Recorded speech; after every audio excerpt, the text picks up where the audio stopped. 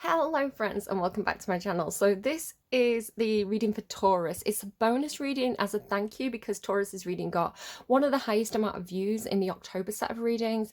So I figured as a thank you I'd do these bonus readings for kind of like the top viewed videos. So I've already done Libra and Leo, and then Taurus and Capricorn. When I came to do this spread were neck and neck. I think they both had like 34 views.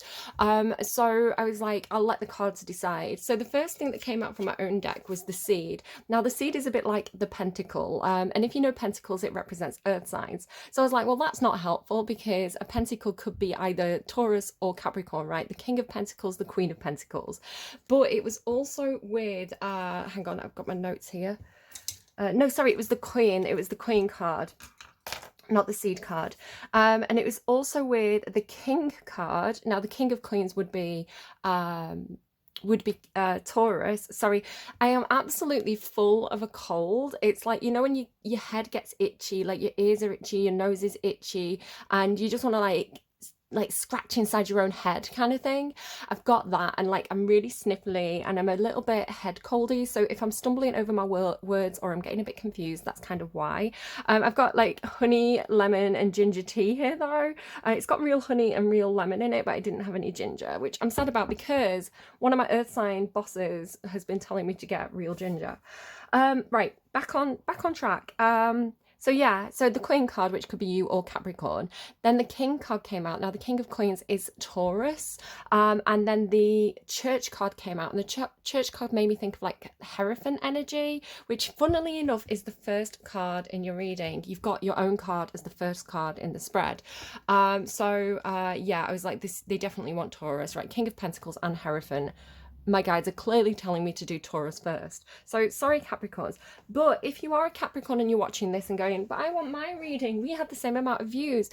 I need to know, Caps, if you actually want your reading or not. Because I was hearing, when I was trying to decide whose reading I was doing, I was kind of hearing from Capricorn energy, leave me alone. I heard the sentence like, leave me alone. So I was like, okay, well, maybe Capricorn doesn't want a reading. Maybe Capricorns are kind of like working through something, thinking things through for themselves. Maybe the hermiting, you have got the hermit card in your reading. So it could be you saying, leave me alone. I was kind of channeling both energies at the same time, but yeah, I was a bit like, oh, maybe Capricorn don't want me to do a reading. So I kind of need feedback on that. I may do it I mean, it's up to you guys whether you watch them or not, right? So if I do it, then I don't know. It is feeling, I did this spread about 3 days ago, and it is starting to feel like Capricorn energy is kind of warming up again.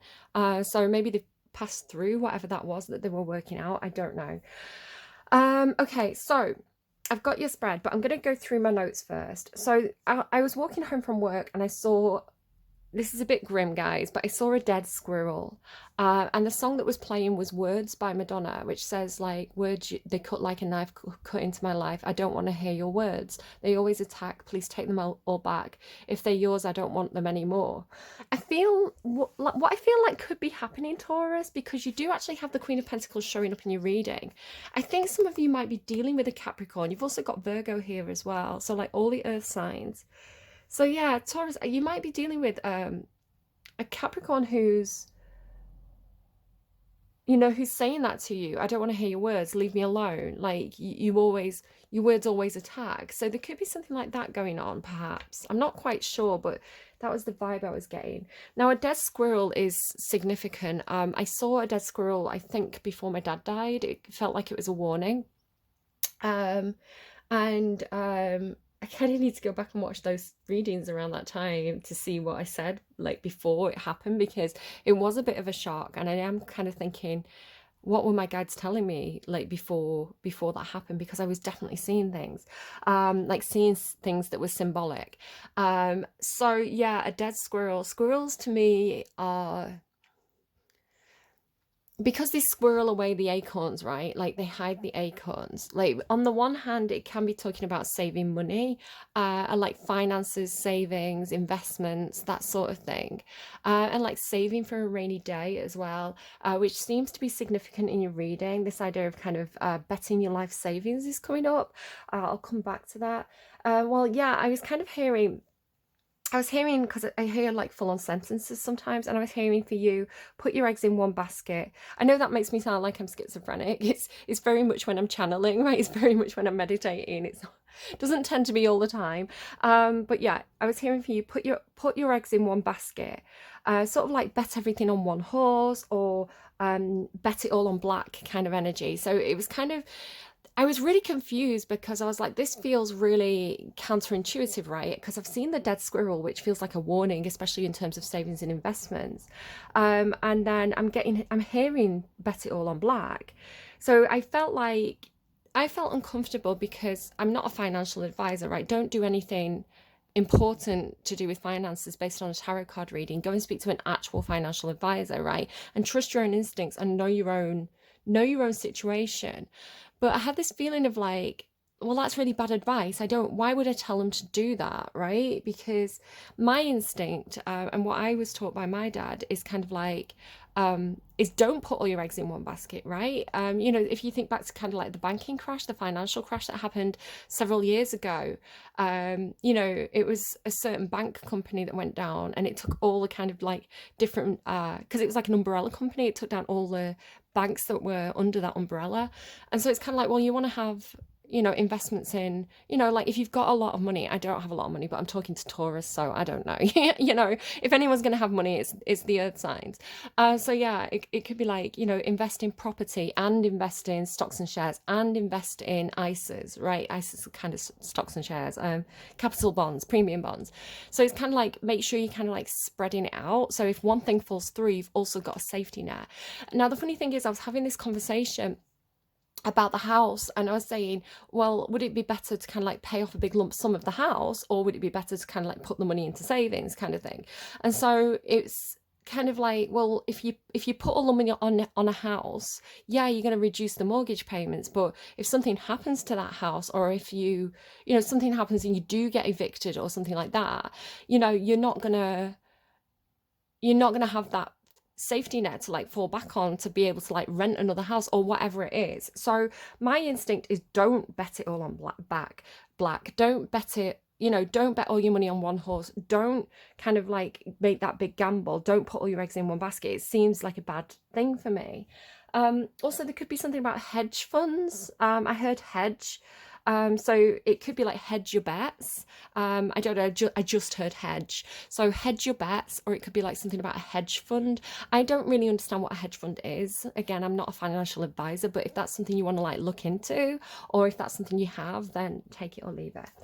I was getting this real feeling from my own cards, because you've got the black hole and like the moon and Neptune.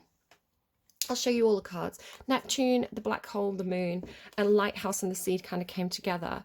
So the seed, like I say, is similar to the coin, right? It's like an investment. It's something that you plant that can grow. So it's kind of like that idea of kind of, okay, so I've got a little bit of money. What am I going to do with it to increase the money rather than kind of deplete it? So thinking about the seed, what am I going to do with this seed? What am I going to do with this idea? What am I going to do with this investment? Now, the other cards around it are sort of telling me this idea of something that's an illusion, or something that is kind of rose-tinted glasses, too good to be true perhaps, because the moon and Neptune are both this kind of like Piscean energy. Sorry, my cat's been on my card, so we're getting a bit messy. That actually looks like chocolate. Yeah, like the Neptune and the moon are giving this kind of Piscean energy. Now, Pisces can be all about kind of fantasy and the dream space, and of course this comes along with illusion. So that's not to say every Pisces is delusional like Delulu, but it's an aspect of Pisces energy. Again, we are affected by all the signs, all the energies of the zodiac as the planets move around our full chart. So again, I'm not going to say anything about one individual, because that's never the case. But yeah, this idea of kind of, you know, something around you, Taurus, that seemed too good to be true, perhaps with the Neptune and the moon, or seemed like it's got that feeling of like needing to go in a certain direction, but it being something like an oasis in the desert, like something, you know, it was like, was it like a mirage, like a trick of the light or something like that, especially because you've got the lighthouse as well. Now, the lighthouse is an interesting card because it is there as guidance, right? It is there to light the way. It's like the light in the darkness sort of thing, and it's a navigation tool. But if you steer your boat directly towards the lighthouse, you're going to crash on the rocks, because the light isn't saying come to me, like come directly to me. The light is saying avoid me, go away from me, because this is where the danger is. So there's an interesting misunderstanding, I think, that's happened with some kind of investment. Now, what's interesting as well, I've only just seen this myself, the soil is in the reverse. Now, of course, if you're going to plant a seed, or make an investment, you want these circumstances or the situation to be really, really rich, and perfect conditions for that seed to grow, to take root, and you want the soil to be really nutritious, and then that seed can grow into a plant that can thrive. Now, if the soil is in reverse, there's something wrong with the environment, or something wrong with the situation, right? It's not the nurturing environment that you need for that seed. Another example could be like, this could be a child, right? A child is your own seed, right? If you think about a seed as having the blueprints or the DNA to become what it grows into, then a child is exactly that, right? They come from your seed or your egg, and that seed or that DNA contains the blueprints of what that child is going to grow up into. It doesn't, you don't have a child and it grows up to be an elephant, right? It grows up to be a human child that somewhat resembles you.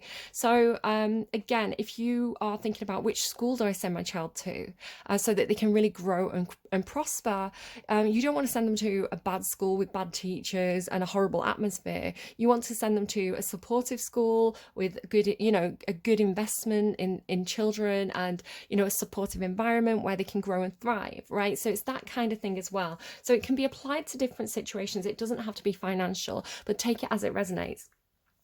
Now, what's really concerning is this black hole. This was given me before I'd pulled any of the other cards. Just these cards and my intuition alone was really saying to me, it's like that down the drain energy. Now, there were 2 readings in the October set, and I don't know if it was your reading or somebody else's, but there was one reading where I remember talking about this down the drain energy. It's like pouring all your energy into a black hole, right? Pouring all your energy into something, but it's not giving you anything back. I mean, black holes do give back, but that's a different story. That's not what I'm getting today. So again, it could be like something that you've put a lot of time into. Maybe you run your own business, right? But you're not having any growth, and you're like, but I don't want to give up now, because this is a very Taurus thing to do. I don't want to give up now because I've invested so much into it. So if I stop, it's like that was a waste of time. It was a waste of money. I feel like I failed, right? So it's kind of like, no, I'll persevere with this. I'll keep going with this. This could be exactly what this is. Like, the cards that have come out are very similar to what I was getting intuitively. 9 of Wands is kind of like, no, I'm going to persevere. I'm not giving up, right? Because but you're moving towards this illusion. So I don't know. It's like, I always say about Taurus energy, if I was going to describe it, one of the first things that I say is it's like, sorry, I just kicked a tin that I keep some of my crystals in. I say it's like, imagine a really big boulder that's kind of picked up a little bit of speed, right? That boulder is going to go in the direction that boulder's going in, and to make it change direction, it's going to be really difficult because it's so heavy and it's gained so much traction towards where it's going that it's kind of a very difficult force to stop. So it's, or like a bull, like imagine there's a bull and it really, really wants to go and eat a bag of carrots. It's going to be really hard for you to kind of like push that bull off course or stop it from going to where it wants to go. And that's Taurus energy to me. Again, you've got a full chart, so definitely things like your Mars placement can modify this behavior. We're complex human beings. We're not one zodiac sign. So yeah, but it could be that situation has happened for you, or maybe a Capricorn around you, or you're maybe cross-watching for a Taurus. This idea of kind of wasting your time but refusing to give up on the thing that is just like a sinking ship is the way it feels. There was also, again, because like it's funny that I've said sinking ship, because the next notes actually say the seed. So I was looking at the word seed, and when you start to look at a word, like when you're trying to write something, and it can be a really simple word that you spell all the time, but you kind of look at it and you think, am I spelling that right? Why does it look weird? And it's kind of like, you keep looking at it, and the more you look at it, the more you think, no, that doesn't look right. Why doesn't that look right? Does that ever happen, even though it's spelt perfectly fine? So it was looking to me like it had an apostrophe in, basically, and I was reading it as the seed, like as in I saw something, I seed something, which again is bad grammar, but it's making me think of like Shakespearean grammar a little bit. Or like this, like I crossed the sea, right? I traveled across the sea, therefore I seed with a, right? I seed. So it was giving me like seafaring, especially with the lighthouse, right? Naval, kind of, yeah, like seafaring, maritime vibes. So that could be something to somebody as well. Let's just kind of move all these across, especially because I was really pulled to use the Mermaid Tarot by Lisa, what's her name? Lisa Robertson. I've got the Steampunk Tarot, the is it Steampunk Tarot? Yeah, Steampunk Tarot, Mermaid Tarot, and Witches Tarot by Ellen Duggan. So, and there was something about the different decks that I was using, which was telling me almost like these are the three different energies, right? Each deck is one energy. So you definitely seem to be the Gilded Tarot. Now, the Gilded Tarot was the first deck that I was pulled to use, and it was really calling to me.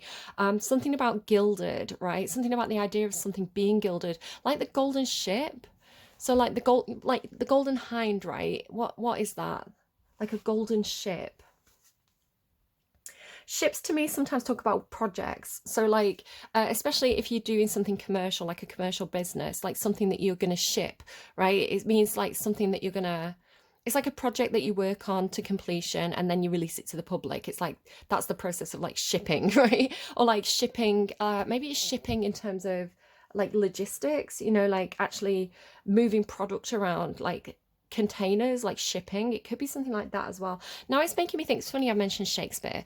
It's making me think of the Merchant of Venice. Now, if you know the story of the Merchant of Venice, he did put all his eggs in one basket, right? Because he kind of invested in I don't know what he was shipping in. He had like products that were coming in aboard a big ship, and he'd invested all his money in it, and he'd taken out a big loan, right, from what's his name now, the Jewish character. I can't think of his name. I don't know why I can't think of it, but I'm gonna have to move on because it'll pull me out of, if I stop and kind of like dip into my own brain, like my own brain files too much, it kind of pulls me out of the meditation, the being able to channel. So I need to carry on with the channeling. If it's not there, it's not there. Shylock. Oh my god, they gave it me. Thank you, Shylock. So yeah, so the main guy, who I've forgotten the name of, Antonio, has taken out a loan from Shylock, and he's waiting for, literally waiting for his ships to come in. But he's invested all his money and this loan in these ships. Now there's a terrible storm, and the ship it sinks to the bottom of the ocean. So now he's stuck, right? He owes this big sum of money to Shylock, and he's got no way of making it. So it could be that something similar has happened. Like you invested in something that you thought was going to be, like you maybe took a risk, maybe took a gamble in something that you thought was going to pay off big time, but maybe it didn't, right? Maybe, you know, an act of God happened and that was removed from you. It does have this feeling of like this almost, again, I don't want to kind of, I'm going to come back to this. I'm going to kind of like talk about this from a different angle because I don't 100% agree with it. But the idea of kind of like, no, you need to suffer in order to see something differently, right? It's like, if you're very, very rich, you know, sometimes because this is the meaning of the start of the deck here, something like if you're very rich and you don't know suffering, you forget God. So it's in times of suffering that when we're desperate, right, when we're poor and desperate, and that's when we remember God, and we remember that is a resource that we can ask for help. You had Wolf Alice as well. The thing you should be asking for is help. Does a light shine on you? So yeah, I'm going to come back to that because it is in your reading here. Virgo energy started to come through here. Again, I also got sinking, like a sinking feeling, and the word sink. So again, it's like pouring your money down the drain, sinks, a sinking feeling, your ship sinks. That kept on coming up, like a drain on your finances. Virgo energy was coming through. Then I got this thing about stars and black holes, right? Because you've got the black hole, and then funnily enough, like in your reading, the star card did come out. So it's almost like, well, a black hole is a star and a star is a black hole, right? If you know anything about quasars and how how stars die and galaxies are formed, it was almost like, basically, again, going back to black holes, is this idea of like you're pouring stuff in but nothing's coming out. But eventually the black hole gets to such a state where it contains so much energy because it's pulled so much in, right? And again, I'm not a physicist, so go and fact check this, but as I understand it, it gets to this point where it kind of like explodes, right? It turns into a quasar, which is this burst of light and energy, and the light is brighter than 1,000 suns or something like that. It's like really, really, really massive. It's basically like the Big Bang, right? And this energy bursts out of the black hole and it forms a galaxy, so which is incredible, right? So again, this idea of, I don't know, because I don't want to give you the wrong financial advice, right? It's not for me to do that. I can't, I'm not going to take any responsibility for what you do with your money. Okay, I'm just reading tarot cards. I'm just telling a story, guys. Okay, so this gave me the idea of reverse engineering something, right? It's like almost like, because it was this back and two, so it's almost like, well, if something works in this direction, then I can also make it work in that direction. I feel like I'm channeling Doctor Who or something. When is the new episode of Doctor Who out? Right? It's like if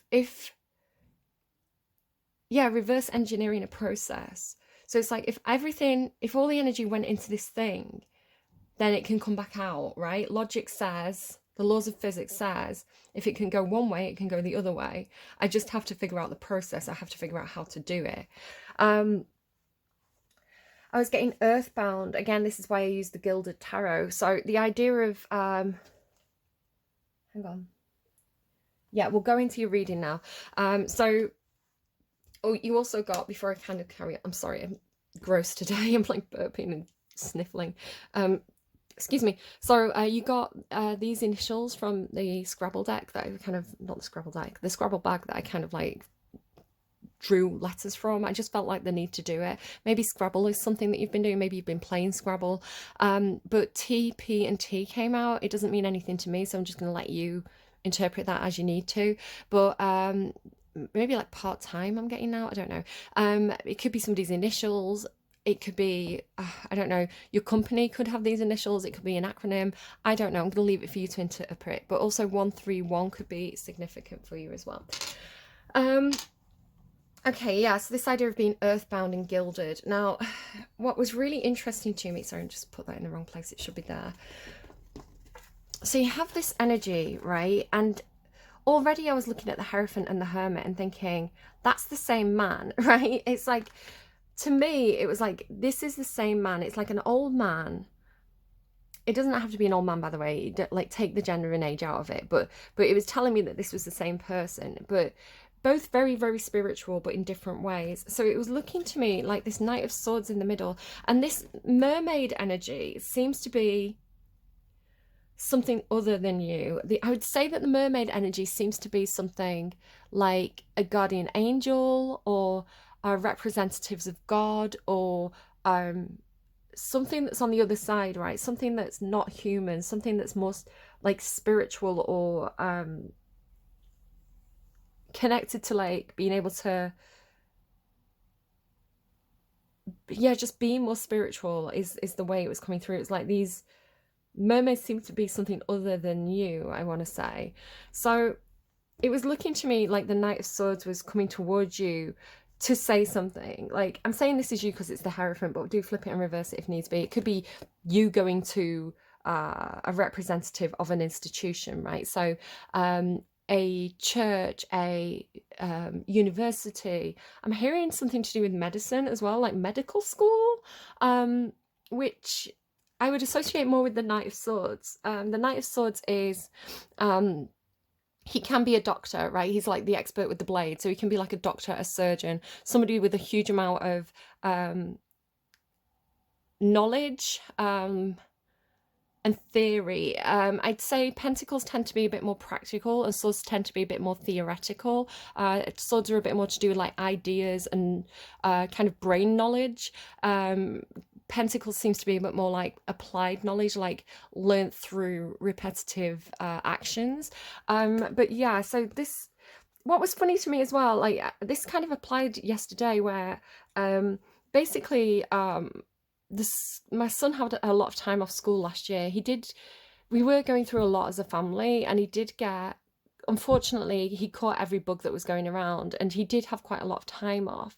And he was in a very emotional state as well. So he was having a lot of trouble with school and with his concentration, because he's a Pisces, right? So very, very emotional, like really feels everything. And so we've been in collaboration with the school, right? We've been working together to try and improve his attendance, and support him and improve his attendance. I think I'm supporting him a little bit more than school, to be honest. School is very Hierophant energy. School is very this is the policy. They have an 100% attendance policy, and I'm like, you're basically setting yourself up to fail, right? Because it's unrealistic. Sorry, anything that I start talking about in a reading is part of the channeling, so I'm just rolling with it because it is kind of reflected in the cards. So again, like, it could apply to you. If it doesn't apply now, it could be something that comes up for you in the next week. So it doesn't have to be the exact situation, but something similar. So they've got this 100% attendance policy. And I'm like, but that's unrealistic. That's like saying children never get sick, right? And then the policy is really stupid as well, because it's like, unless you've got an actual temperature, or you've actually vomited, or, you've got something going on where you physically can't get to school, if you just feel sick, and if you just feel like you've got a virus and you're a bit hot, it's like they expect you to come in. But it's silly to me, because it's like, okay, well, you might not have a fever, or you might not have been sick, but you might still have the bug, and you might be about to be sick, right? Or, so it's just a silly rule to me, because it feels a little bit like, well, okay, so you get the kid to go to school, but then that kid's going to give that virus to 3 other kids, who's going to give it to 3 other kids, who's going to give it to 3 other kids. And before you know it, you've got all the kids, like a full class, a full school of kids who are sick, half of whom need to have a few days off. And it's like, well, if you just kept that one kid off in the first place that had obvious symptoms, even though they didn't have, the checkpoint. This Hierophant to me is very box checking, right? It's very much like, does it tick the boxes? And not very innovative, and there's not much wriggle room with, like, it's very policy and procedure and tradition, and this is the way we say it should be done. So I think it's illogical. And that's the thing as well, like the Knight of Swords is coming. It's funny, I'm seeing him as the King of Swords. It's the Knight of Swords, I've just realised. But he looks like a king, right? So the Knight of Swords is more, well, that's not logical, right? So I did have a big argument with school last year around Christmas time, where, they sent me this snotty letter about his attendance. It was like 80 something percent. So it was actually quite high. And I know that his attendance was a lot better than a lot of other children, right? So he was actually doing all right, considering he had been sick. And so I sent a really, really snotty email back, and I did my research before I sent it. And I gave them all these links, all these facts, all these figures. I was like, yes, he has been sick. Here's the government statistics on, cases of flu, cases of COVID. You can see that he was off a lot in December. I said you can see that it peaked in December, so his sickness is in line with national sickness. And then I was sending them statistics about hospital beds, and how there was a bed shortage in September because everybody was sick. And I said, so you're telling me, after we've just had 2 years of lockdown, and like, you've learned no lessons from that, and what you're telling me is you want my child to come in sick, spread it around to everybody in school, spread it around to their families and friends, and then also overload the system, right? It's like one system not cooperating with another system, right? The school system not cooperating with the medical system. So this is somebody coming in with logic and saying, well, your policies and procedures are not logical, right? So yeah, I was walking my kid to school yesterday, and we bobbed into the corner shop to get him I was getting paracetamol because he had a headache, and I was getting him like a fizzy drink to help settle his stomach. And I ended up talking to a lady, and she said, and I was explaining that I asked her to cut one of the paracetamols off so he could take it to school with him and have it later.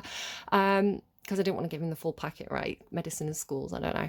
So, and then I was talking to her, and I was explaining, she said, what are his symptoms? And I told her, and she went, well, I went to medical school. And she told me a few different things. And she said, I wouldn't send him in. If I was school, I wouldn't want him to come in. And I was like, well, I've said this to school, they still want him in, right? Like, I'm following the school policies because if I don't, then the government, the legislation, which is the Hierophant energy, can fine me, right? If I don't follow the rules, even though the rules are illogical. I'm probably doing more harm than good. So that feels a little bit like, that's the way I initially read this. But then, because it's like it's coming in to say something, right? It's coming in to challenge the authority of the Hierophant. And then we go to the Hermit, right? So it's really looking to me like with this, which seems quite angry, right? The sword is raised. They're in a, you know, a combative stance, right? It looks like on guard. So it looks like this energy rolls through. It looks to me like this energy passes through, right? The Hierophant. And as it does so, it kind of strips it of the gilding aspect. It strips it of all the earthly possessions, of all the gold, of all the scripture, of all the symbols of authority and symbols of wealth. And then the Hierophant energy is left in hermit mode. So again, I don't know if this is you, or I don't know how this applies to you, but it's the story of the cards. So the Hermit then has been stripped of his wealth, stripped of his authority, stripped of his connections and his networking, and he's on his own, right? He's been kicked out of the church, perhaps. He's been excommunicated. He's or the institution itself has fallen down, and he's destitute now. But this is interesting because the Hermit card is about taking a deep journey inward, really connecting with, if we're talking about God, right, it's like really connecting with the God within. And if you don't believe in God, it's just like being very spiritual and really searching inside yourself for, you know, divine answers. And just, I don't know, it's got this feeling of like losing the pomp and circumstance of religion, but then actually finding the soul of religion. It's almost like the gold or the earthly possessions are a distraction. So maybe it's that, maybe it's just this idea of material things are just distracting us from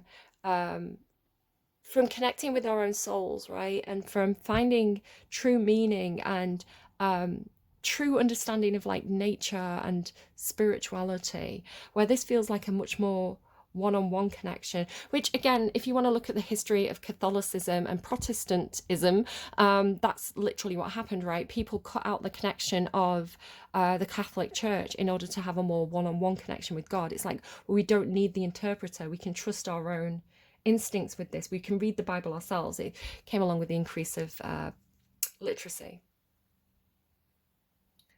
So I always think that education, true education, knowledge, like learning to read, learning critical thinking skills, enables a person to not just follow the scripture, but to challenge the scripture and to make the improvements. Maybe this is something about Aquarius energy coming in after Pluto's rolling from Capricorn into Aquarius. So we're going to see some big changes with that. Okay, I'm just going to pause and have some of my tea. Back in a sec. So yeah, so it was kind of reinforcing this idea that somebody had been like stripped of their wealth, stripped of their earthly possessions, but was finding a more spiritual path through doing this. Maybe it's not losing it, maybe it's giving it away, but I think this intervention energy of whoever this is, whoever the mermaids are, it feels like it's done to this person rather than, you know, something that was done voluntarily. Excuse me. So, can you hear the rain? It sounds lovely. I love the sound of rain.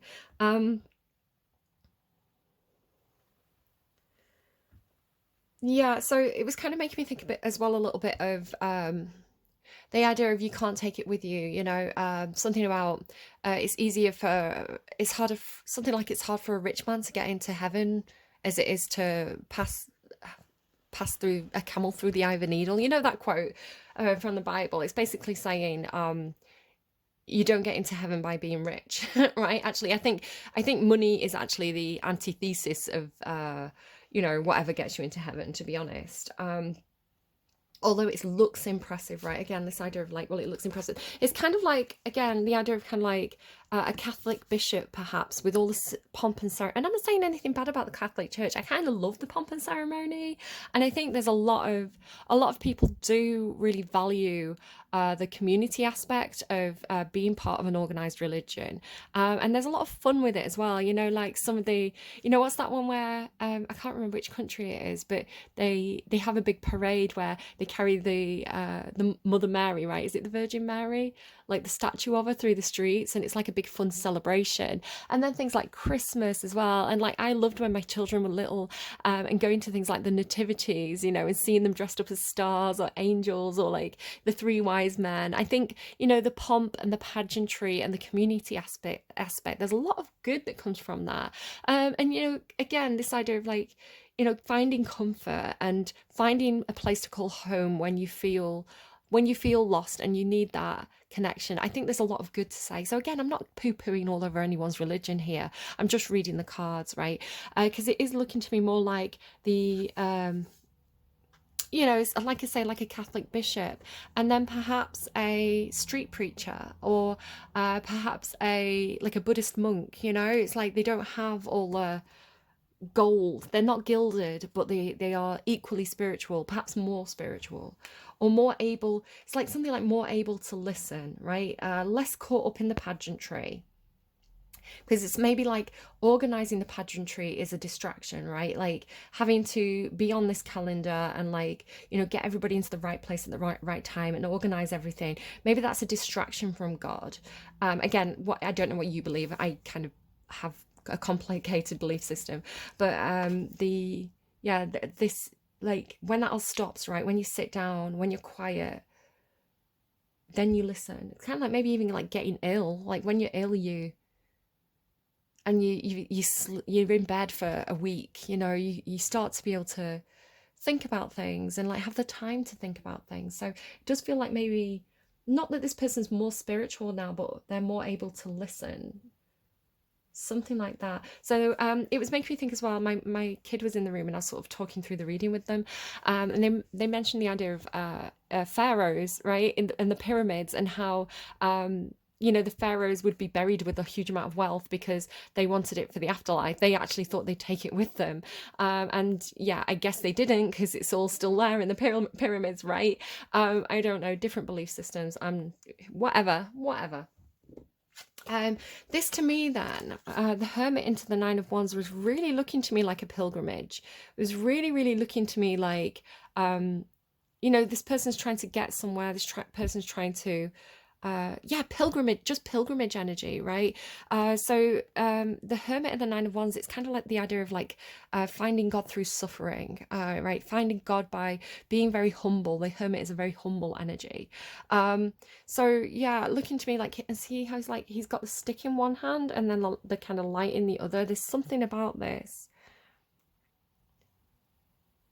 The Nine of Wands is about not giving up, right? The Nine of Wands is about, it is a card about suffering. It's about having really heavy burdens on your back, but continuing to walk on, right? Not, I mean, maybe sitting down to rest, but not giving up, right? Not like quite determined, quite Taurus to get to the finish line or to find home, right? There's this traveling energy to it. So it feels a little bit like being called towards this energy. Now, I don't know what it is about the mermaids. The mermaids seem to be, like I say, something spiritual, like, you know, you could call this a siren, right? And maybe there's this idea of, well, I was called to, maybe it's that idea of like your true calling, right? I had a calling. You know, sometimes people, they're trying to give me something, but I'm not getting the reference. You know, sometimes oh my god, like either give it to me or don't give it to me. They're showing me, I think it's an actor. They're showing me this person doing like an interview over a web link. I can't see the actor. I don't know who the actor is. But he said in it, like, I had this dream of this place and I just had to give it all up, right? I had to stop what I was doing and just go to this place. It was like his soul was calling him to this place. Was it Matthew McConaughey? I can't see his face, but I heard Matthew McConaughey. I'm just going to Google it. Hang on, guys. Yeah, I think it's Matthew McConaughey. It says he had a dream about floating down the Amazon naked, watched by some reason for African tribesmen, and he had to go there. And then this is like the inspiration behind his children's book or something. I don't know. Like, look into that if you want to look into that. That's kind of what they were giving me. But yeah, this idea of like, yeah, it's almost like I have to do this. There's something calling me, right? There's something calling me. But then again, you've got like the moon and Neptune here. So the idea of this being some kind of illusion. I did have this reading, and it was one of the earlier signs from the October readings, that had something very much like this. It was almost like, was it? I'm not sure which reading it was. I feel like it was before Libra. Oh, my nose is so itchy. But it had this thing of like, my tummy's rumbling, guys, I'm sorry. This idea of like the moon reflecting the light of the sun, and while you were meant to be going towards the sun, you misdirected and went towards the moon, right? Because it looked like the sun because it was reflecting the light from the sun. And it's the same with the star, especially because the star is showing up as blue, right? So I think there's a reason why the star came out and not the sun. And it's a different deck. Do you see it's a different deck? But look at the colouring. I'm hearing mistaken identity. So it's like she's looking to me like the mermaid, right? So it's like why would the star be, right? Why would the sun be blue? So I don't know. There's something about the colour blue. Definitely, like, especially in connection to these like mermaids. I don't really know what exactly is going on with that. But you were called towards this, right? You were called to, I wish I remembered which reading it was. It's this idea of like realizing you've been going in the wrong direction and turning the boat around kind of thing. I don't know if it's the same reading or if it's just a similarity. So I don't know if you want to check that out. If anyone knows which reading it was, maybe it was the Taurus reading. If you could let everybody know in the comments which reading that was, that'd be amazing. Don't worry if you don't remember, it's fine. So yeah, this idea of like the pilgrimage, because you're hearing the siren call. It doesn't have to be a siren as well. It could almost be like, you know, the judgment card, right? The judgment card depicts Archangel Gabriel blowing his trumpet and people literally rising out of the grave because they've heard the call, right? So it's this idea of like hearing the call to do this pilgrimage.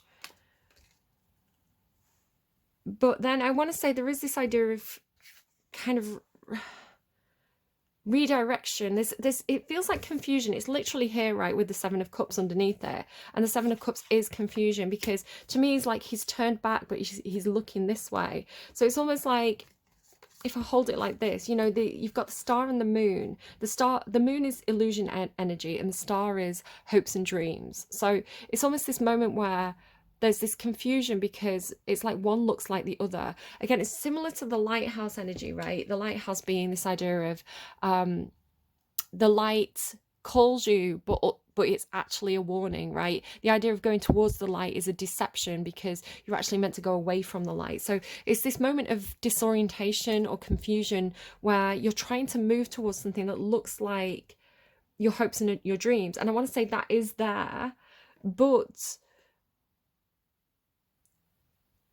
you know, there's this almost false moon or false star that's causing this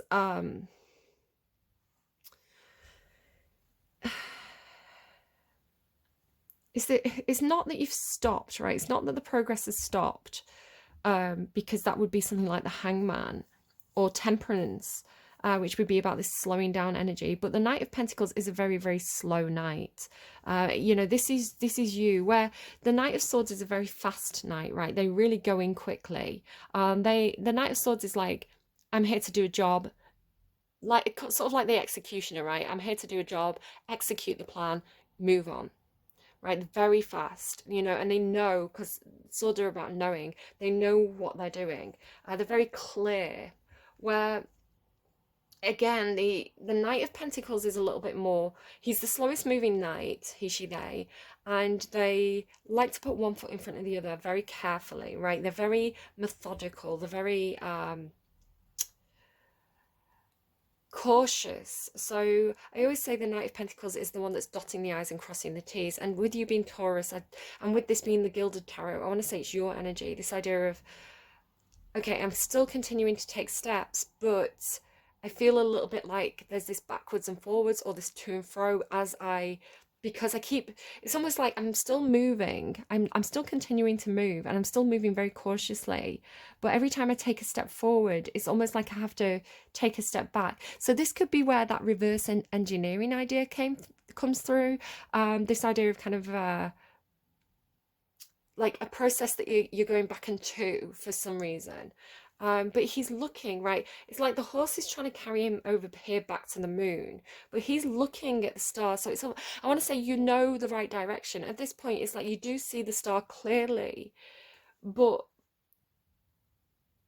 I want to say because it's the head, right? It's like the head knows, the logic, the thoughts, the sword's energy knows the star, that your brain recognizes the star, but there's something that feels physical or instinctive or programmed that keeps taking you back to the moon. So it's almost like I'm hearing repetitive. So again, I talked about the blueprints, right? So if we took and learned behaviors, right? Learned physical behaviors. So it's that sort of thing of like, you know, you can hear a dance song from your childhood and you can remember a lot of the dance moves because, you know, the repetition of physical movement gets almost like programmed into our brain. It's like everybody knows the Macarena still, right? Or at least can kind of dance along somewhat. So it's the idea of they could be like physical behaviors. So let's talk about that. Physical behaviors, physical repetitive program behaviors. If you were trying to give up smoking, right?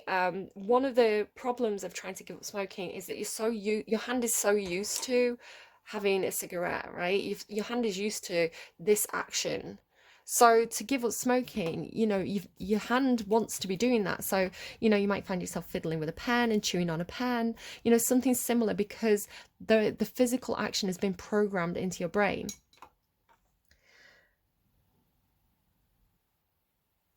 I'm sort of getting the idea of, you know, say this was right school, right? You went to school and you went to school every day and you always walked home the same route, right, to your house.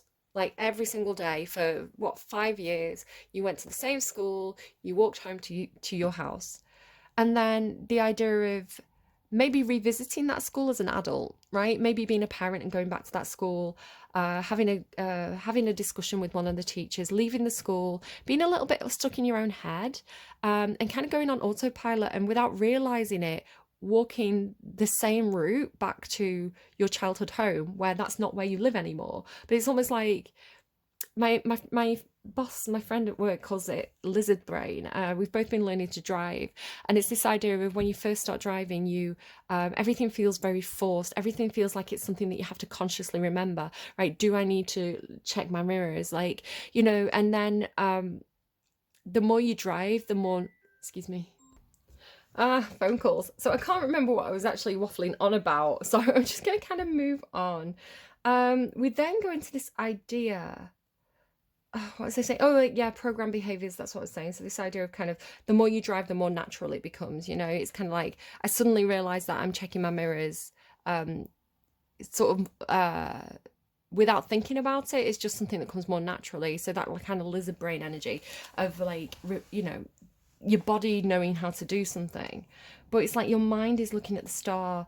And again, it's like the star, because it's the gilded tarot, perhaps there's this idea that it's like it's something in your mind. It's not perhaps something that can be found outside of you. Maybe this idea with the moon sometimes symbolizing a Neptune, sometimes being like the idea of reflection, right? Like the reflection of the light of the star.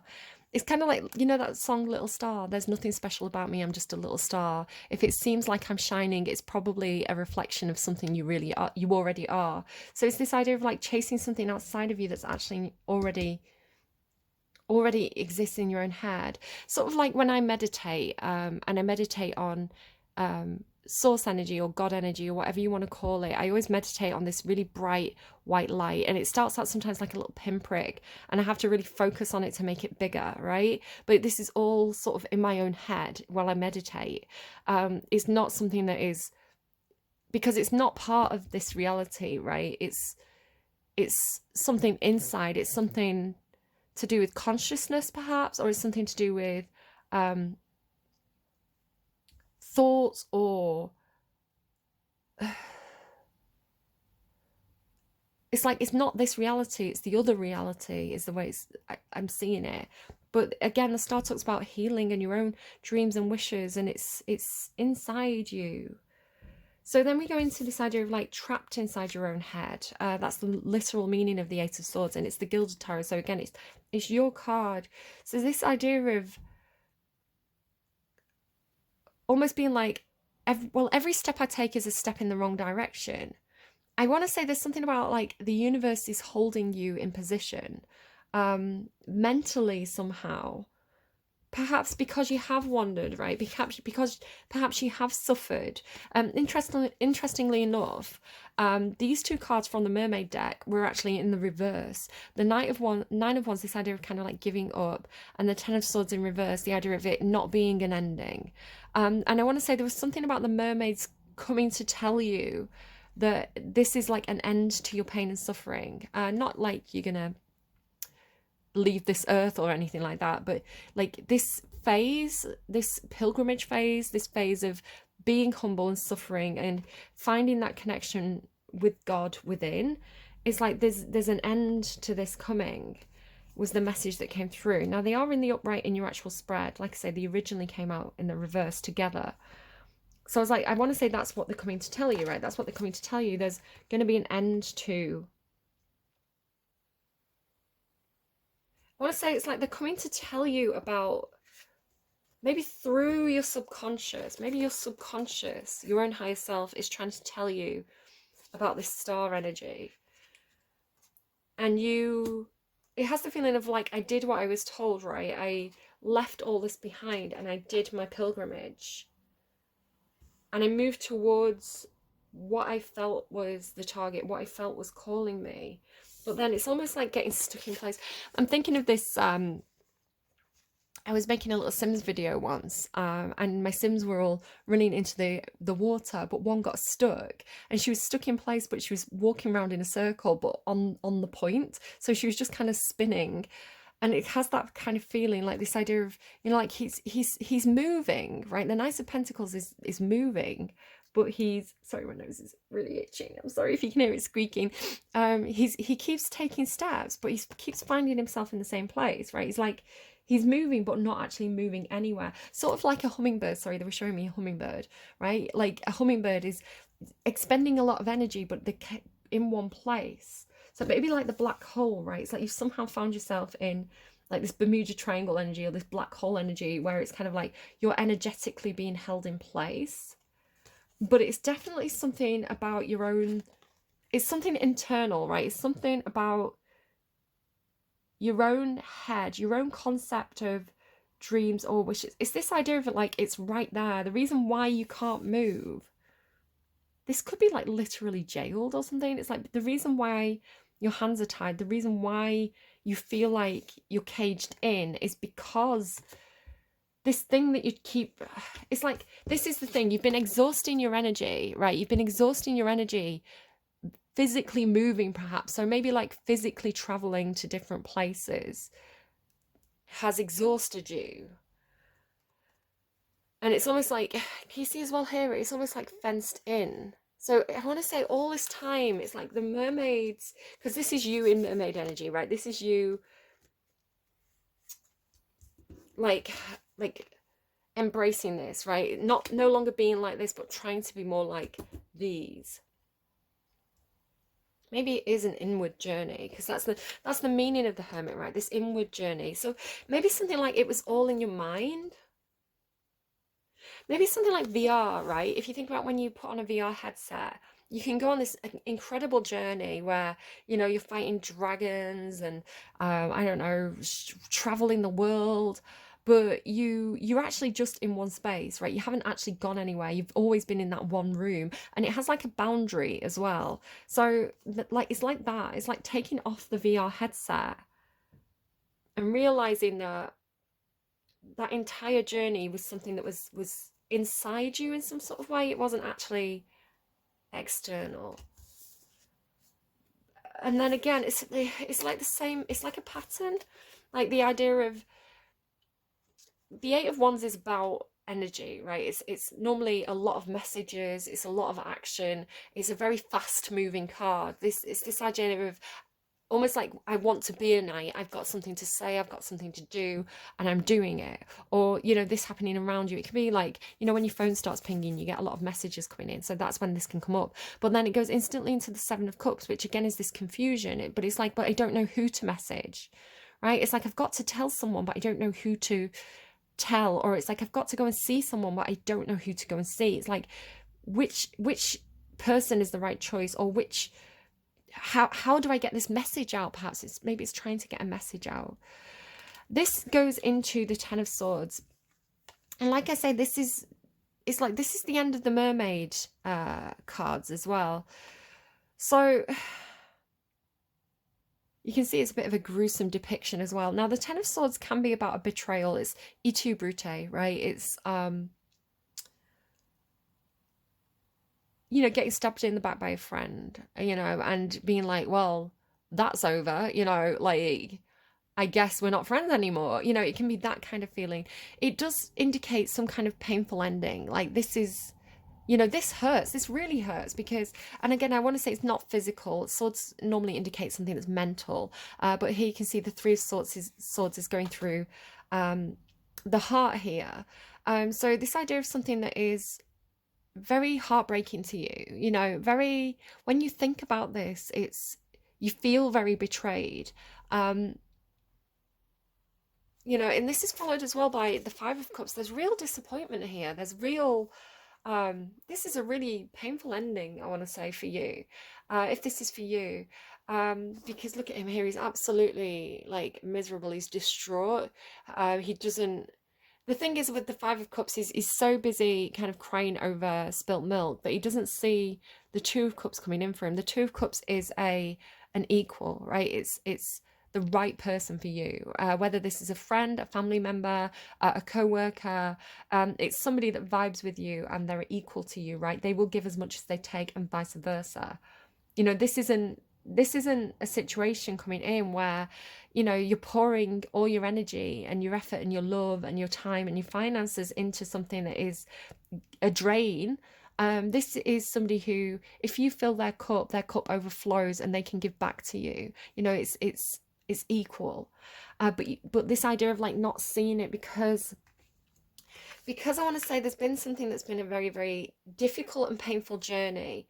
And it's really pushed you, Taurus, if this is your reading, to do a lot of soul searching, to really look within. And you felt very, very trapped. Like, you know, every time you try and take a step, every time you try and do something, I've had this in my life where, you know, I've had ideas of, I want to improve my life. Okay, this is something we can talk about. The idea of I want to improve my life. I want to make my situation better. So I'm going to do training, right? I got a degree. I was going to do teacher training. I got a qualification in being a teaching assistant. And so I've constantly, as well with the Hierophant energy being like education, right? It's like I've always tried things. Like this channel is me trying something. And I always have this feeling of like being blocked. Like nothing ever takes off for me. Nothing ever, like I always kind of like stagnate. And I get to this point where I think, well, there's no progress now. I'm kind of like running on a treadmill here. And it's not to say that I don't enjoy doing what I do. I think for me personally, the process of learning and the process of trying something and the process of engaging with something new is actually enriching to me because I'm a very, I've got a lot of swords energy in my chart, so there's a lot going on with my brain. I kind of need constant stimulation, and the idea of like constantly learning something new is very good and very healthy for our brains. This is why it's good for like elder people to go and do like a course in, I don't know, flower arranging or painting, because you know, doing something new, especially if it's something physical, like moving your body in a new way. The idea of like, you know, learning something new with your mind, but also physically doing something different with your body is very, very healthy for the connections in your brain. It keeps your brain alive. It stops the gray matter from kind of like stagnating and kind of like because your brain's a muscle, right? It's funny, I was watching this thing yesterday about Botox, and people who sometimes have too much Botox, their muscles can atrophy. That's the word I was looking for. Thank you. So the muscles can atrophy because the Botox stops them using the muscle. So the muscle degrades and wastes away. And so even when they stop taking the Botox, they still can't use those muscles and make the facial expressions. And there's something as well about that was really sad about, you know, babies, how important it is for babies to be exposed to a lot of different facial expressions because it helps them to learn emotions. And so you're getting this thing with because Botox is so prevalent now, you're getting this thing with mothers who because their faces are frozen, they can't communicate their expression properly to the children, so the children aren't developing in the way that nature has designed them to, because they're not able to read the emotions on the parent's face. So I just thought that was really interesting. There's other things, you know, like other people, other family members can teach them to do this. It's not like the end of the world, but I thought that was quite a sad piece of information. You do have something about getting older in your reading, so I am just going to mention as well. I've been using TikTok filter. I'm on TikTok now, guys. I'm sorry, everybody, to expose people to my chaos. But again, it's like I'm loving it because even though my views have plateaued, right, I don't get over a certain amount. Like being very creative and like exploring the different filters and the different you know, having a lot of creative ideas of like things I want to try and stupid videos I want to make it's giving me something to do, right? It's giving me because I drive myself crazy if I've got nothing. I always like to have some sort of project, and if I don't, I can get quite depressed and irritable and bored. I hate being bored. I've got a Sagittarius Mars placement, so it's like, you know, it doesn't matter too much to me the amount of views that I'm getting. What matters to me is that I'm enjoying the process of learning a new platform and experimenting with things. And so one of the things I've been experimenting with is these different filters. And there's one that ages you. There's different ones that make you look more beautiful and they kind of put more makeup on you and smooth out your skin. But one that I'm really loving at the moment is this one that makes you look like you're in your 70s, basically. And I love it because I think a lot of us are scared of getting older. And again, when I look at a lot of other people using these videos, especially women, they'll kind of show themselves as they are, and then they'll put the aging filter on and they'll have a negative reaction to it. It's like, no, oh my god, she's so ugly, I don't want to age. And then when I used the aging filter for the first time, and I kind of looked like my mum, and that was really beautiful to me. And I was looking at this person who isn't me, right? She's an AI generated version of me. And I was like, she's older, but she's still beautiful. And I was like, I'm going to be such a beautiful old lady. And I was like, I don't know, it made me less scared of aging. I was like, I'm not scared of that because I know that I'm going to be a beautiful old lady kind of thing. Like, I know I'm going to age well. And then, of course, it's a filter. I may look completely different. But there's something really beautiful about it. I really like the filter. Because we're supposed to age and we're in autumn now, right, guys? So it's the season, and you know, the leaves it's beautiful when, you know, we've had this glorious summer, and then when when all the leaves start to turn these beautiful autumnal colours of these rich browns and reds and yellows and oranges. It's so beautiful. You know, I made a joke about Taylor Swift's Evermore album the other day, where, you know, that is very autumnal, and, you know, pumpkin spice lattes, and it's just, you know, it is this deciduous season where the trees are shedding their leaves, right? It's this idea of like death and rebirth in the spring.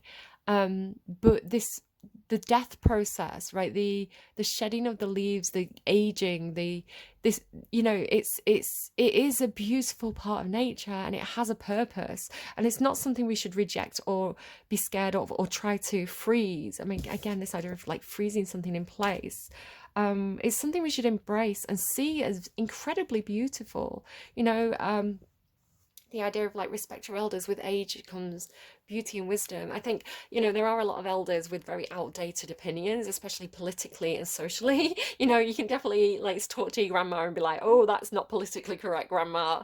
But you know, there is a lot of life experience. There is a wealth of um knowledge with elder people that I think, you know, is a resource that we can really tap into. I don't think we should throw people on the scrap heap as soon as they hit 40, she says as a 41-year-old. So yeah, not, I like being my age. I don't want, there's this teenage filter as well, and I was like, who is she? I was never that child. Like, I don't know that girl. Yeah, I don't think I would like to go back to my teenage years. Some teenagers actually asked me in work, if you could freeze at any age, what age would you freeze at? And I was like, I quite like being 40. I think around the 40 mark, especially like 38, 39, 40, they've been some of my best years. Like, I fucking loved myself in these years where maybe I didn't love myself when I was younger, because you're exposed to all these things. This feels very Cancerian. I talk about beauty, the beauty industry and things like that in Cancer's readings a lot. So maybe there's somebody with Cancerian placements. You know, the idea of yeah, the beauty industry and marketing, basically, it's just the idea of beauty is so corporate and so marketed, and it's just a way of making us part with our money. You know, have these weird procedures. So yeah, like, I don't know, like, why not grow old gracefully? Why not think that fine lines and um, why isn't aging considered as beautiful as, you know, the autumn season and the trees turning into these beautiful, you know, browns and golds. And then winter as well. Winter is incredibly beautiful, how the snow covers the ground, and it, like, I always say, it covers up all the shit, right? Kind of like the blanket of snow looks so pure and clean and beautiful, and the kind of blue colors with that. So every season, every age has beauty. We just need to learn how to look at it, and maybe that's something someone needs to learn, especially with this idea of, you know, stripping it all off and kind of seeing the lines and seeing the wrinkles and seeing the life experience written on our faces is not a bad thing. You know, not being able to not being able to express your emotions through your face is a scary thing. You know, not knowing if somebody's angry or sad or happy or confused because they can't use the muscles is not attractive to me. You know, somebody with a lot of character, somebody whose face crinkles when they, you know, whose eyes crinkle when they laugh, and whose, you know, face furrows in a frown is human to me, and it's beautiful. You know, like, why have an actor or an actress that's full of Botox if they, you know, what's the point if they can't communicate and express through more than just their words and their tone of voice? You know, you want to see the facial reactions. So I don't know. Anyway. Yeah, so let me go to some more of my notes. Um, so I was talking to my kid about this reading, and I was saying, like, the ability to listen, right? The ability to tune in to the spiritual, tune into. There's this line. It's in a few different songs, and it says, "You've got the music in you," and we've all got the music in us, right? It's just learning how to turn up the volume on the music in us. And so this is the ability to listen. It's like when you're very, very still, when you're very, very quiet, it's like you can hear the words that I said was, it's like you can hear the moon singing. It's like the moon has a hum, right? And so my kid said to me, this is a song. This is a song. It's called "The Moon Will Sing" by the Crane Wives. So let me just pull it up because it's beautiful and it does tie into your reading. Crane Wives, "The Moon." It's a beautiful song. Really strongly recommend you go and listen to this song because it's really beautiful. It's kind of a little bit haunting. I just love it. It says, obviously I can't play it in the reading because copyright stuff, but it says, "Tell me once again, I could have been anyone else before you made the choice for me. My feet knew the path. We walked in the dark. I never gave a single thought to where it might lead." So again, it's this idea of like following something through the dark. My feet knew the path. Again, it's that thing about like the familiarity of physical movement. Like if you do something enough times, it becomes a physical memory. Like your body remembers, your muscles remember the movement. All those empty rooms, we could have been anywhere. Instead, I made a bed with apathy. My heart knew the weight, 10 years worth of dust and neglect. We made our peace with weariness and let it be.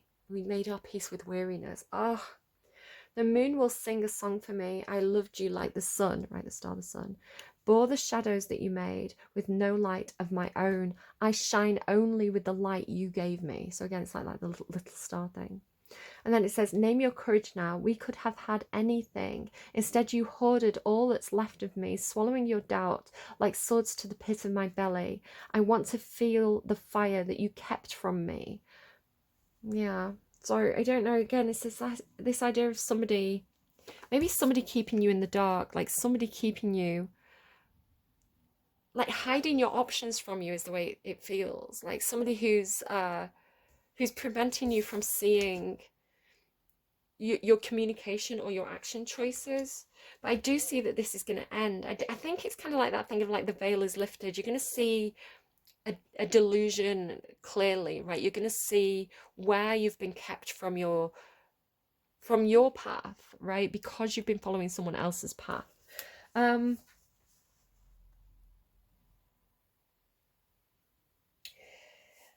This idea as well of like getting confused by the light, right? The lighthouse and the moon reflecting the glow of the sun and all this kind of stuff. My kid who was in the room, and I always think there's a purpose to everything. So I think my kid was there to give me this information to pass on to you. So they said it's like turtles, and I said, what do you mean? It's funny because I was getting like turtles references quite a lot, and they said it's like when turtles hatch, right? They hatch on a beach, and they instinctively know, right? Their blueprint, their instinctive blueprint tells them to head towards the water because being on the beach is dangerous for them, right? They need to get into the water where they're going to be safer. So it's very, very urgent for them to move quickly into the water.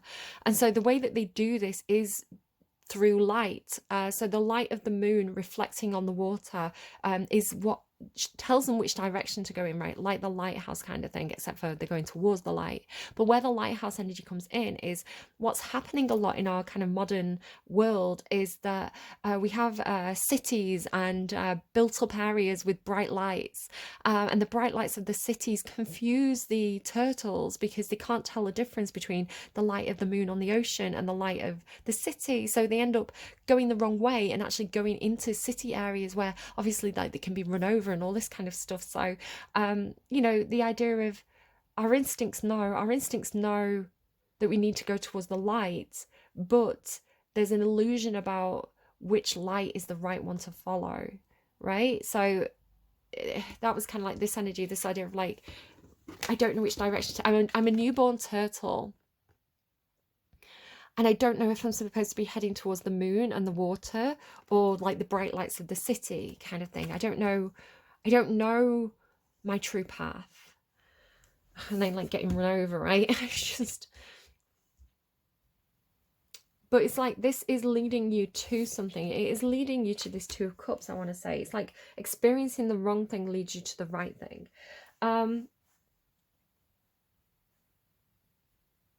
Okay, I think I've got some more songs for you, but I'm just going to quickly go to the underlying. There's something about the idea of cups energy being behind pentacles energy. It's like the pentacles is hiding the cups, or again, like the idea of like the physical blocking out the spiritual. Again, like the city, the physical gilded city blocks out the light of the natural moon. So like I say, there's this idea of it's here, right? So this Ten of Pentacles, which is very much like the Hierophant energy, like the Ten of Pentacles is the Hierophant would be involved in a Ten of Pentacles situation, because this is the sharing of resources, networking, you know, physical wealth being shared or managed. But behind this is the King of Cups, right? So it is this deep spiritual connection behind the Ten of Pentacles. So it could be a father figure or a brother or something in a family situation. It could be something like that. But it's something about the gildedness not being able to see. And then this this energy, the idea of like the Queen of Pentacles. So here's the Capricorn energy coming into your reading. Again, I don't think this is going to be my Capricorns who are more like this, right? My Capricorns are like long fucking suffering, and like bless them. I feel like we're nearing the end of that now with Pluto finally going stationary direct. But it's something like, I mean, the King and Queen of Pentacles, right, can be husband and wife, they can be business partners. Like the King and Queen of Pentacles are normally in this situation, right? This would normally be what's between them, right? They are both managing a Ten of Pentacles situation. But what's actually between them here, and then with the Nine of Cups here being on his side, it could be something like a divorce, right? It could be like a separation, because the Three of Swords is in the middle. So the separation, and what are they leaving with? So the Queen of Pentacles is leaving with the Wheel of Fortune. It's like she's holding the wealth, but he's looking towards the Cups energy. He's like, well, we did the... It's like the guy saying, right, well, we did the Ten of Pentacles thing, right? And look where this goes. So now maybe I want to try... It's like you have it. You have the house, you have the wealth, you have the money, you have the fortune.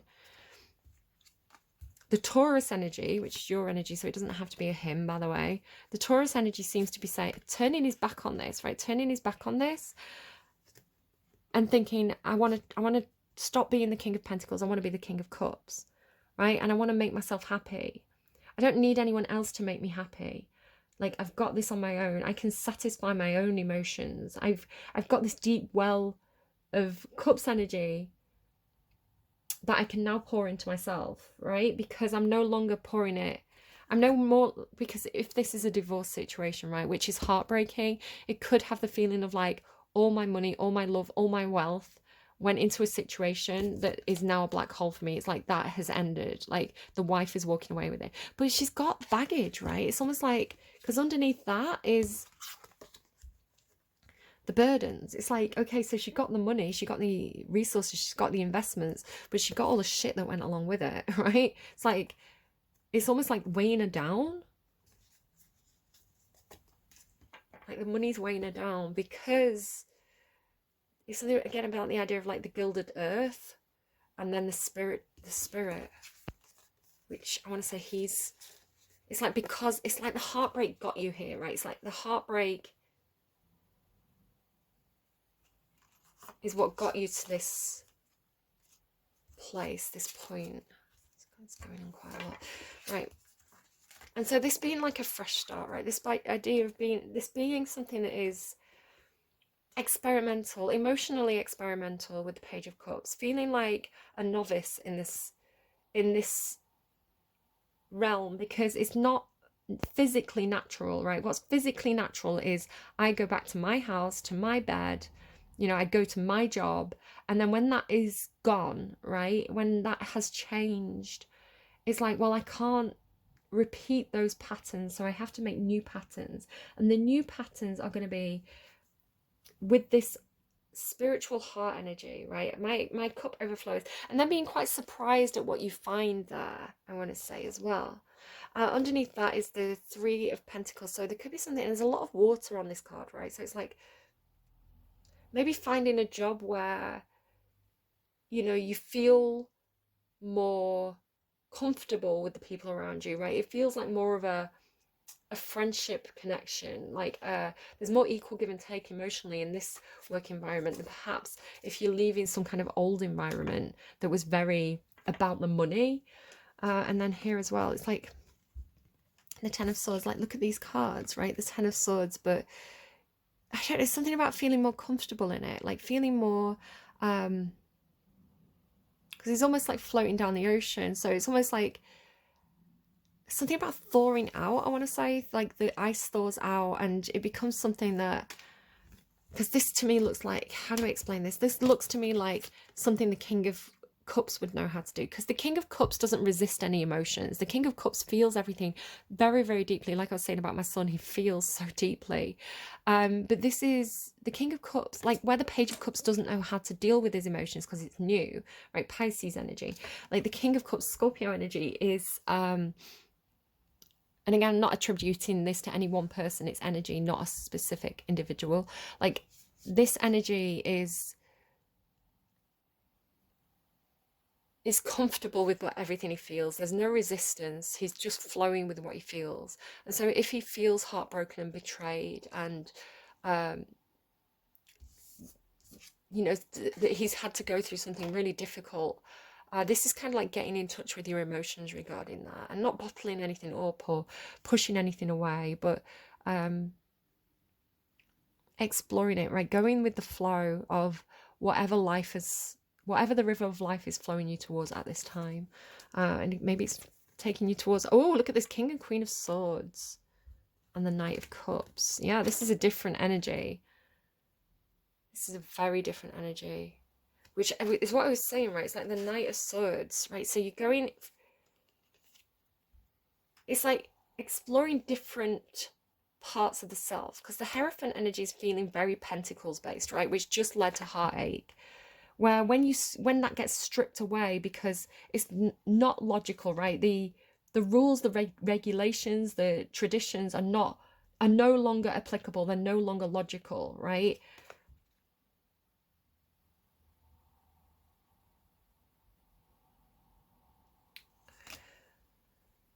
I like that it's with the cups, right? With the Knight of Cups. So what is logical? What makes sense to us? So this is somebody else, right? This is somebody who thinks like you. They they strategize the same way as you. They think the same way as you. And she listens, right? She's listening to the hum of that sword. So there's something really, it's like swords and cups mixed together here. And I want to say that's what you're heading towards.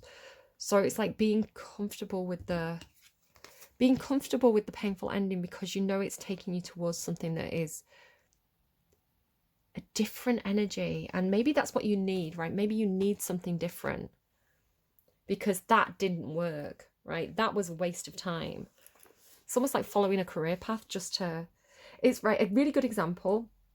And it is coming through with a lot of elder energy. I watched this Dispatches it was like a compilation video. It's been uploaded to the channel for Dispatches channel recently, the YouTube page, and I think it's called like Broken Britain, and the second story was about elderly people who were on like a state pension, and you know they had to they didn't have enough money to live basically, and they were alone and they were just existing rather than living, and it was a very sad story, and it was, you know, people who, you know, they'd say, I have to choose whether I'm gonna have heating or if I'm going to eat today.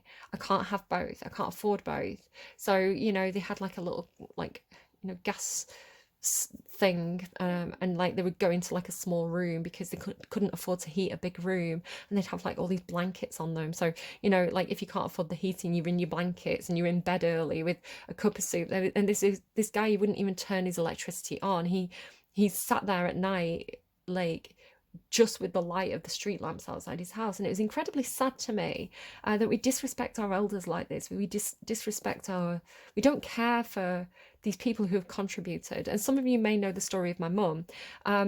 She worked all her life and she had, she was due her state pension. She was due to retire at age 60, but she sadly got the timing where the government changed the retirement age to 65 for women. And so she kind of got caught at the rough end of this. And in those years, 60 to 65, she had to continue working because you know, she was meant to get a pension at 60 and she didn't get it. You know, she had to work the extra 5 years basically, and she was old and she was ill and it was stressful for her, and so her physical health kept declining because she wasn't able to work, you know, like she was meant to be retired, she was meant to be enjoying the last years of her life. So she finally got a pension, and then she passed away. So she didn't actually, all she did was contribute. She contributed to the Hierophant energy all her life, got screwed over by the Hierophant energy, and then died. And, you know, the government were like, thank you, well, we'll keep your fucking pension then, right? So, yeah, the government never paid her back. And I'm very, very, very salty about that. And it taught me a lesson about, it taught me a lesson. Um, like, don't kill yourself for work, right? Don't kill yourself for money. So, and don't trust the fucking government because the tiny ants, the tiny ants. And it's 11:01, and on the 11th, I just went to unlock my phone and saw 11. I just saw lots of ones. So yeah, Spirit taught me that lesson, I want to say. Okay, let's go to your songs. Let's go to your songs. So Words by Madonna, The Moon Will Sing, Way to You. This is another one my kid contributed, but it fit perfectly. So Blixemi. I don't know. Oh, if you want to check any of these out, the songs will be listed in the description box below the video. I don't know the way to you. You can't be gone. I just won't say it's true. My world won't change. I won't be broken down. For you're not lost. You're just not yet found. How could you leave all this behind? After this, I hope you're satisfied. You've thrown away everything we've been through. I pray I never find my way to you. The path is broken and it's incomplete. I trip and stumble. I can hardly breathe. So many choices, but no clarity. So many voices, but no melody. I can't go on, and now I'm lost too. I fear I'll never find my way to you. I don't know the way to you. I'd change so much if only I knew. I'd trade the world. Please, I will beg and plead. Excuse me, my tummy rumbled. If you could turn around and stay with me. All you've left is just a passing breath, and now you've passed, I've got nothing left. I don't think I can make it through because I cannot find my way to you. The fog is heavy, I cannot see through, and so I think that all I fear is true. This can't go on, and now I'm lost too. I know I'll never find my way to you. In the blink of an eye, everything's washed away, right? That's what that feels like, in the blink of an eye. So it could be, again, I've been getting a lot of warnings about like floods and property. It's like the idea of like your home, right? Getting lost in a flood and being homeless, right? Could be somebody's story.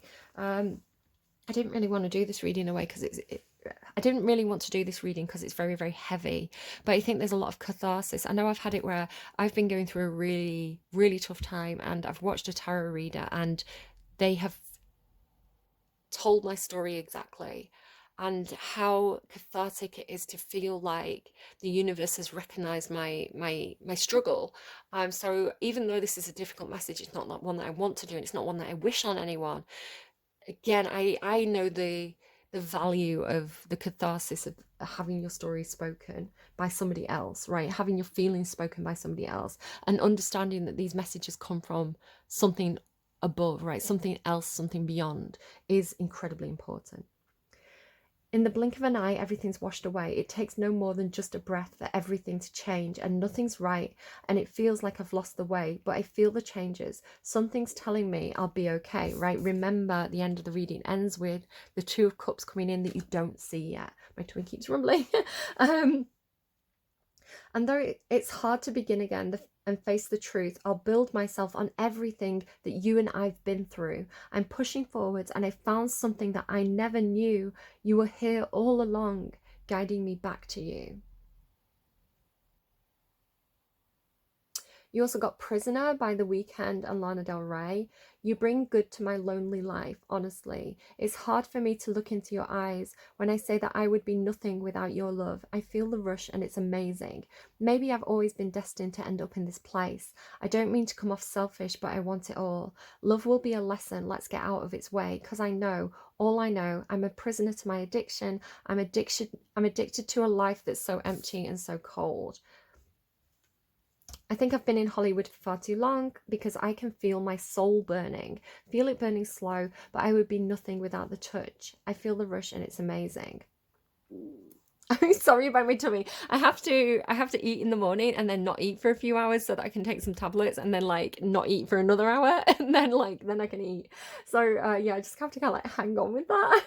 So I'm sorry that my tummy's rumbling. You've got Pray by Jessie Murph. I thought I wanted love till you showed me what it was. I've never been golden, but I swear I showed it. It's a blessing and a curse. For better, it's only worse.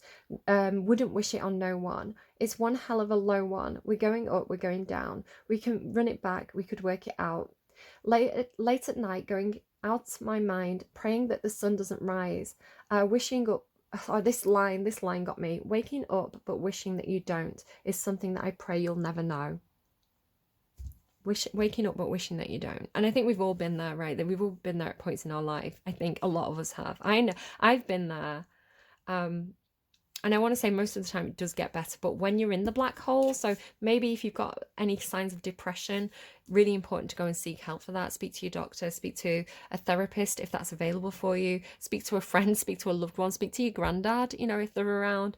You know, somebody will listen, somebody will be able to, even if it's just listening. Sometimes I think the important bit is just being heard, right? And being seen. But like I say, we don't know what's around the corner. Everything can change in a couple of hours. So, you know, you might be absolutely miserable and then you meet somebody who's like, you know, the person that you're meant to be with. You never know. Whistle for the choir, because I may be a beggar and you may be the queen. I know I may be on a downer, but I'm still ready to dream. Though it's 3 o'clock, the time is just the time it takes for you to talk. So if you're lonely, why did you say you're not lonely? And then here's a cat that hates the beach, just to kind of like cheer up the reading a little bit. He hates it. He hates it so much. Look at this cat. Oh, my screenshots. More Than Life by Machine Gun Kelly. I fill my lungs because my heart's made... No, that's for Capricorn. Sorry, I've started to get Capricorn songs through. Yeah, is that all your songs? That might be all your songs. I'm just getting screenshots of my own face right now. Yeah, that's everything for you. So I'm going to get your song live on camera because I want to say what's next. Like, let's figure out how to get you towards the right things, right? Because you've been going towards the wrong things. So where... Okay, what I want to ask, please, spirit guides, is... the best advice that's going to do the most good. How do we get onto the path to find the right things? You've got Loser by Beck. You've also got a PlayStation advert for EA Sports. So that is definitely not my path. I hate sports games. But you've got the song Loser by Beck. I don't understand it. Maybe you do. In the time of chimpanzees, I was a monkey. Butane in my veins, and I'm out to do something bad. With this plastic eyeball. Oh God, I don't want to read it. You guys can go and read it. I quite like Beck. I don't understand the advice. Yo, cote, soy un pedodo. I'm a loser, baby, so why don't you kill me? I mean, no. Like, disagreeing with my guides here. Maybe that means something to somebody. I'm not gonna try and interpret it for you, but obviously it also says mellow gold. So again, this idea of like gold gilded. Can we get some more clarity, please, on that? Can I get some clarity, please? Just Like a Pill by Pink. I'm lying here on the floor where you left me. I think I took too much. I'm crying here. What have you done? I thought it would be fun. I can't stay on your life support. There's a shortage in the switch. I can't stay on your morphine because it's making me itch. I said I'd try to call the nurse again, but she's been a little bee. I think I'll get out of here where I can run just as fast as I can to the middle of nowhere, to the middle of my frustrated fears. And I swear you're just like a pill. Instead of making me better, you're making me ill. Maybe somebody needs to change the medication. Maybe if you're on medication, especially for like depression or anything like that, anxiety, sometimes we can medicate for one thing, but it can have side effects. So like I said, I'm taking some pills. Maybe it's just telling me, go and take your pill. It's time, and then you can eat again. Your tummy will stop rumbling. It does upset my tummy. This is why it's quite important to follow the directions and not eat, because especially like milk products can really mess with my stomach lining. So last time I was on them for a really long extended time, I did start to get a really sore stomach, and I got a bit scared of getting tummy ulcers. I'd get a lot of pain in my stomach, and so luckily it's a skin condition. It's just bad acne. It cleared up, and I was able to stop taking the tablets for a certain amount of time, and my stomach condition cleared up, right? And like now that I'm back on them, my tummy is not happy. So it's kind of like getting the balance of medication, right? And making sure you're not taking, so for example, I can't take milk with these tablets. So if I took the tablets, I mean, I've got a stomach upset, the natural thing to do is sometimes to take like milk-based, like alkaline magnesium products. I don't know what they're made out of, like Tums, right? But that would actually damage my stomach more. So again, if you're on multiple medications, you really do need to make sure the doctor is going through make sure you read the leaflets properly, and make sure you look at what can and can't be taken at the same time, and follow the advice, because there could be something that you're taking that is intended to help with one thing, but it could be causing problems in another area. So do be very, very careful of that. Okay, and don't over medicate as well. Like, again, if you're on a lot of medication, especially if this is somebody who's older, so this could be somebody for you who's on a lot of different things, you need to make sure that each person who's prescribing you medication looks at the full list, and that you have those medication reviews, because yeah, you don't want to keep just adding on top and have, like, you know, all those kind of side effects of the different tablets interfering with each other. So that could be a really important message for somebody. All right, I hope that was helpful. Yeah, chin up, Chuck. I know this looks like it's been really rough for you or whoever this reading's for. Unfortunately, the last cards are these difficult, painful cards of something that's ending, and it feels heartbreaking. But the really positive message here is, like, the Five of Cups is saying once that's over, there are things coming into the future that are going to feel really good. There are good connections coming in for you, and I want to say they feel very different. They're not something that you feel familiar with, but there's something very like-minded about this. So it doesn't have to be romantic, but the heart is involved, right? There are expressions of love that make sense, right? These are logical, like the heart knows this is logical, something like that, but that is coming in for you.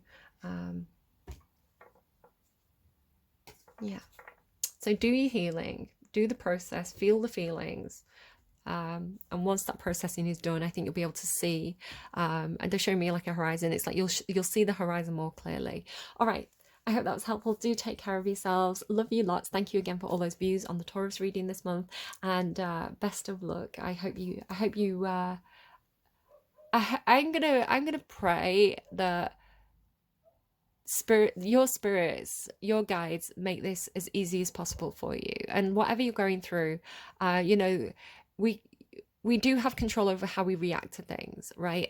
So recently, I went through a certain situation with other people, and I feel like I handled it emotionally very well, where other people necessarily didn't, right? Other people turned to drink, or just couldn't allow themselves to feel those difficult feelings. So you know, support those people, but also, you know, like I say, you do, the thing that's happening is going to happen, right? We don't get to change circumstances once they're in the process of happening, but how we deal with it, how we choose to react to it, and our self-control and mastery, that king energy over our own thoughts and our own feelings, and our own self-reflection on those things with the hermit energy, really do bring you a sense of maturity that makes it easier for you to handle. Where if we approach things in a very page or night way, which is very reactive, and there's no self-reflection there, you know, we can sometimes make it more difficult for ourselves than we need to be. So that emotional maturity of the King of Cups is a really good, I would say, if you have something going on, and it's difficult, handling it like, and again, the queens as well, but I'm just picking up the kings because the energy is coming through as mostly masculine. If we're facing a challenge, if we're facing something that's painful and heartbreaking, to do it with the maturity of the emotional maturity of the King of Cups, and the clear-sightedness and clear thoughts of the King of Swords, the mastery over our heart and our mind. You know, we are making that situation easier for ourselves, and if we make it easier for ourselves and handle it in a really, really mature way, it also makes it easier for the people around us, right, who might be dependent on us, especially if you have got children. So yeah, yeah, you get to choose the energy that you approach this situation with, right? You get to choose. If, like the imagery of the I hope I'm explaining this clearly. Like, these are both the Ten of Swords, right? But they're handling it differently, right? This person's all up about the pain and the betrayal. This person's all up about the emotional catharsis. So again, and we're not always on our top game. Sometimes we have our spills, we have our bad moments, we have our moments of where we spiral. I have moments where I spiral. But again, like developing the experience and the maturity and the self-reflection and those skills that you get taught. If you go to cognitive behavioral therapy, you get taught these skills, right? I was offered cognitive behavioral therapy once, and I was like, yeah, anything that they tell me, I already know. I'm already, right? As the Queen of Swords, it's like, that therapist is not going to tell me anything I don't already know. Like, I know what to do. And I am very emotionally mature in, you know, I'm very good at getting myself out of the spiral, out of the black hole. I don't need anyone else to kind of pull me out, although the support systems that are there are very helpful and I value them. But yeah, like, I don't know. I'm gonna go. I hope this was helpful. Take care of yourselves. I'll see you again soon. And go and check out the songs in the description box because there's something in there for someone, I swear. Okay, bye guys.